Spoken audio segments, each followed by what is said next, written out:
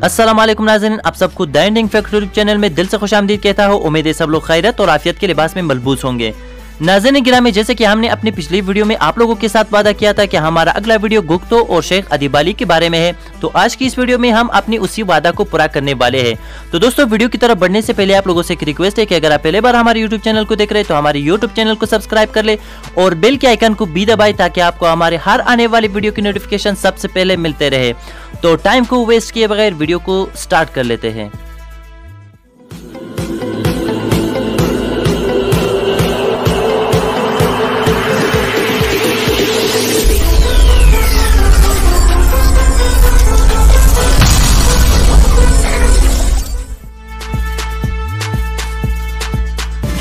नाज़रीन, बात करते हैं शेख अदीब अली के बारे में।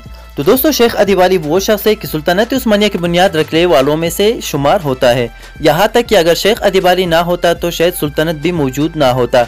शेख अदीब अली एक बुजुर्ग आलिम और सूफी थे और उसकी मुरीद को आही कहा जाता था।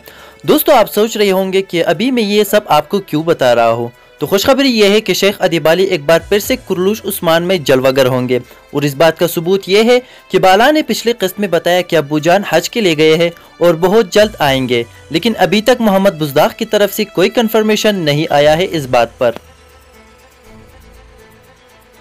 अब बात करते हैं गुक्तो के बारे में।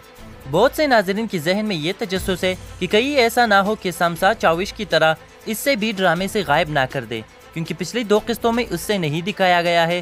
तो नाज़रीन किराम, आपको याद होगा कि जब उस्मान और यावलक अरसलान ने गैगातो को मारने गए थे, लेकिन वहाँ पर गैगातो नहीं मिला। वो अपने भाई के तख्त पर कब्जा करने गया था और उस्मान को पता था कि वो आएगा जरूर, इसलिए उस्मान और गुक्तो ने ये खेल खेला ताकि गुक्तो को मंगोलों के दरमियान जासूस बनाकर भेजा जा सके और गैगातो की हर चाल को जान सके। अगर ये सूरत हाल हो तो फिर गुक्तो गैगातो के साथ ही आएगा, या फिर उसको इसलिए निकाला ताकि कुमानी तुर्कों पर नजर रखे। इसी वजह से उसको तारगुन के सामने तपड़ मारा ताकि तारगुन को यकीन हो जाए कि दरमियान इख्तलाफात है, वरना उस्मान ने गुक्तो को पहले बार या उसकी 3 मुलाकातों के दरमियान क्यों नहीं निकाला जो अभी तारगुन के सामने ऐसा किया। दोस्तों, आज के लिए इतना ही काफ़ी है और आपको आज का हमारा ये वीडियो कैसा लगा हमें कमेंट सेक्शन में ज़रूर बताएगा। अगर ये वीडियो आपको पसंद आए तो वीडियो को लाइक करें और अगर आप पहले बार हमारे यूट्यूब चैनल को देख रहे हैं तो हमारे यूट्यूब चैनल को ज़रूर सब्सक्राइब कर ले। अपना ख्याल रखिएगा दोस्तों और हमें अपनी दुआओं में याद रखिएगा। Goodbye and take care.